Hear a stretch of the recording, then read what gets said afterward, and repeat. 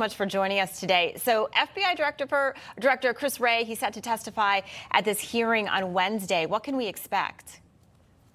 Well, there are going to be a lot of fireworks because Director Wray has a lot to answer for. You know, the FBI has been one of the most weaponized agencies against conservatives over the past several years. We saw the Durham report, which ruled out the facts that there was no Russia collusion, that in fact the only collusion was with the mainstream media and the FBI.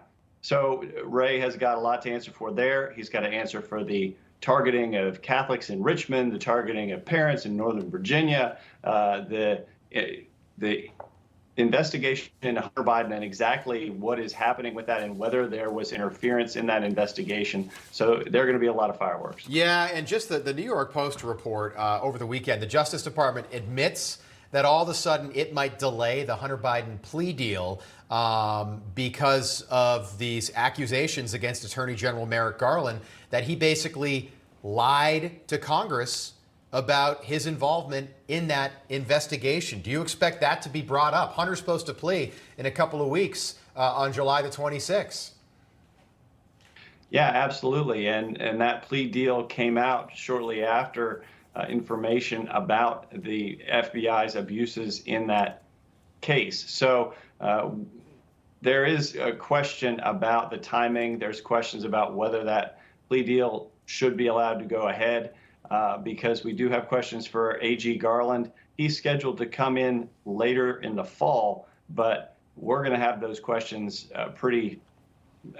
need to be answered pretty immediately. Yeah, there's a lot of questions there. I want to talk about social media. So a federal judge issuing a temporary injunction barring the White House from communicating with social media companies for the purpose of censorship. Now, the Biden administration appealing this decision, saying that, quote, this could cause grave harm by preventing the government from engaging in a vast range of lawful and responsible conduct.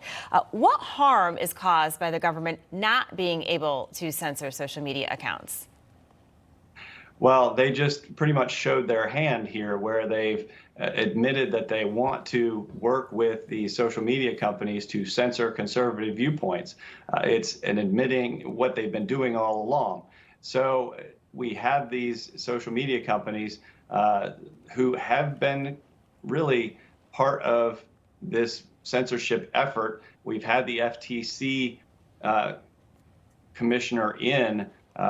Director Khan is going to be in front of the committee this week as well. So we're going to be asking her questions the day after we ask Chris Wray questions. So it's going to be interesting to see how those two answers juxtapose. Congressman, quick one, and we always tend to see this. We saw this the last time Chris Wray testified. When a witness Stonewalls, how do you get around that in 5 minutes? It is a challenge, but there are techniques. A lot of times just letting the silence speak volumes for itself. When the witness won't answer and we get frustrated, we just let the silence speak. Yeah. And when the witness won't answer, they can be held in contempt, and appropriations can take action to make sure that under the Holman rule, we can line item out any appropriation for any bureaucrat's salary starting this year. So you're going to see that happen as well. Okay. Congressman, we'll pick this up again soon. We'll all be watching on Wednesday. Thank you for being with us, Ben Cline. Thank you. Thanks.